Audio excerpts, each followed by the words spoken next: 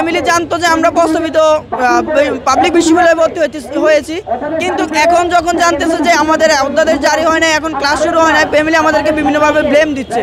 যেখানে 25-26 সেশনে ভর্তি শুরু হবে, সামনে অ্যাডমিশন শুরু হবে, সেখানে তারাই এখন ক্লাসে ফিরতে পারেনি। এখন রাষ্ট্র কিভাবে বিশ্ববিদ্যালয় দিবে সেটা একদম রাষ্ট্রের ব্যাপার। তো যেহেতু সবকিছুই শেষ হয়েছে, এই মুহূর্তে সবার কথা হচ্ছে যে এখন তাহলে অধ্যাদেশটি জারি করা হোক। আমরা প্রস্তাবিত ঢাকা সেন্ট্রাল ইউনিভার্সিটিতে ভর্তি পরীক্ষা দিই এবং উত্তীর্ণ করি এবং প্রস্তাবিত ঢাকা সেন্ট্রাল ইউনিভার্সিটিতে ভর্তি কার্যক্রম সম্পন্ন করি, কিন্তু এখনও ক্লাস করতে পারতেছি না। আমাদের বর্তমানে কলেজেই ভর্তি করানো হয়েছে ধরতে গেলে, কিন্তু কলেজে যারা আছে, যারা আমাদের সিনিয়রদেরকে ক্লাস নিচ্ছে, তারা এখন আমাদের ক্লাস নিতে চাইতেছে না। এবং মন্ত্রণালয় থেকে যদি আমাদের অর্ডিন্যান্স দেওয়া হয় বা অধ্যাদেশ দেওয়া হয়, তারপর ওনারা আমাদের ক্লাস নেবে এবং ওনাদের বিষয়টা উল্লেখ থাকলে তারপর ওনারা আমাদের ক্লাস নেবে। তো এই আমাদের যে দুটানা অবস্থা, এটার জন্য আমাদের শিক্ষা জীবন ব্যাহত হচ্ছে, আর এর জন্য সম্পূর্ণ দায়ী হচ্ছে রাষ্ট্র। আমাদের এখন থাকার কথা হলো ক্লাসরুমে, কিন্তু আমরা ক্লাসরুমে না থেকে আমাদের নিজের পরিচয় এবং আমাদের বিশ্ববিদ্যালয় অধ্যাদেশের জন্য আমরা এখন রাজপথে আছি। তারপরেও রাষ্ট্র আমাদের এই দিক থেকে এখনো সুনজর দিচ্ছে না। ফ্যামিলি জানতো যে আমরা প্রস্তাবিত পাবলিক বিশ্ববিদ্যালয়ে ভর্তি হয়েছি, কিন্তু এখন যখন জানতেছে যে আমাদের অধ্যাদেশ জারি হয় না, এখন ক্লাস শুরু হয় না, ফ্যামিলি আমাদেরকে বিভিন্নভাবে ব্লেম দিচ্ছে। এই যে সকল 24-25 সেশনের শিক্ষার্থী, এদের অবস্থা আসলে, এদের মানসিক অবস্থা কেমন আমরা আসলে বর্ণনা করার ভাষা আমাদের নেই, যথাযথ ভাষা।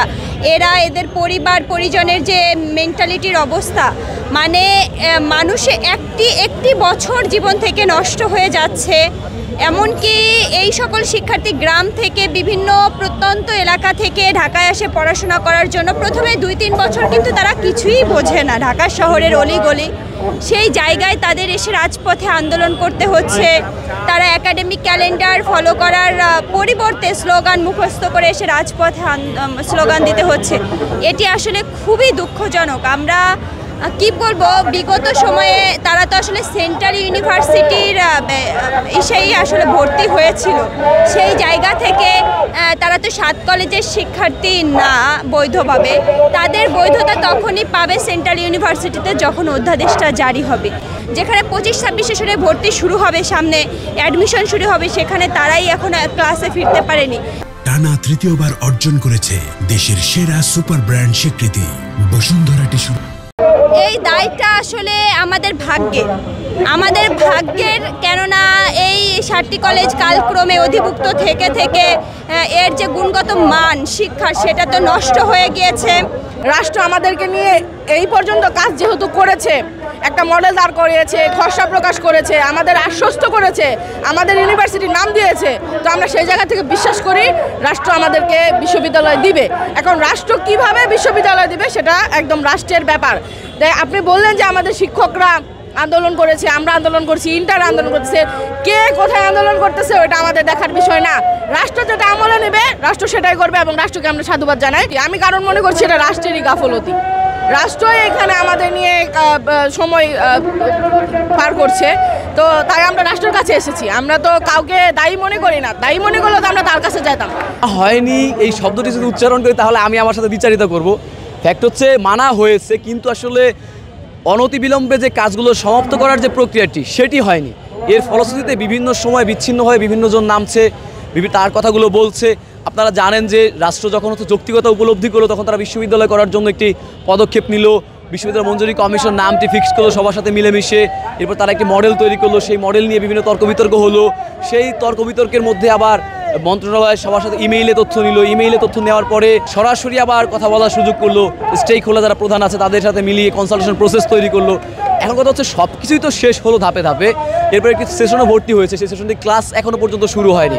তো যেহেতু সব কিছুই শেষ হয়েছে, এই মুহূর্তে সবার কথা হচ্ছে যে এখন তাহলে অধ্যাদেশটি জারি করা হোক। তবে এক একজনের মানে একটি সংখ্যার একরকম মত, আরেকটি সংখ্যার আরেক রকম মত। তো এই মতগুলোকে একত্রিত করার দায়িত্ব আসলে রাষ্ট্রের। যারা গুরুত্বপূর্ণ ব্যক্তিবর্গ রয়েছেন শিক্ষা সংশ্লিষ্ট, ওনারা এই কাজগুলো করছেন দীর্ঘদিন যাবত। 17 তারিখ সর্বশেষ কনসালটেশনটি শেষ হয়েছে।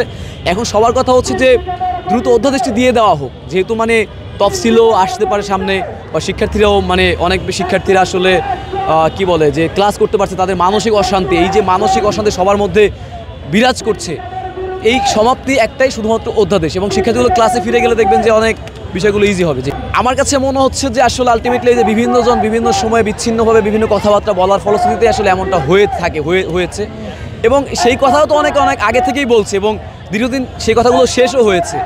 এখন আমার কাছে মনে হয় না যে আলটিমেটলি কোনো ওই রকম বাধা আছে। 24-25 সেশনের শিক্ষার্থী ভাই বন্ধুদেরকে ক্লাসে ফেরানো, পাশাপাশি আমাদের ঢাকা কেন্দ্রীয় বিশ্ববিদ্যালয়ের অধ্যাদেশের ব্যাপারে রাষ্ট্র অনেক দূর এগিয়ে গিয়েছিল। আমরা খবর পেয়েছি যে বিভিন্ন ষড়যন্ত্রকারী মহল তারা বিভিন্ন প্রকার কালক্ষেপণের মাধ্যমে আমাদের অধ্যাদেশটি আটকে দিতে চায়। তো আমরা সেই কালক্ষেপণ এবং অধ্যাদেশ আটকে যাওয়ার যে ব্যাপারটি, সেই ব্যাপারটিকে আমরা আসলে আমাদের বাধাকে ডিঙিয়ে আমরা অধ্যাদেশ জারির জন্য আসলে এক দফার ঘোষণা দিয়েছিলাম।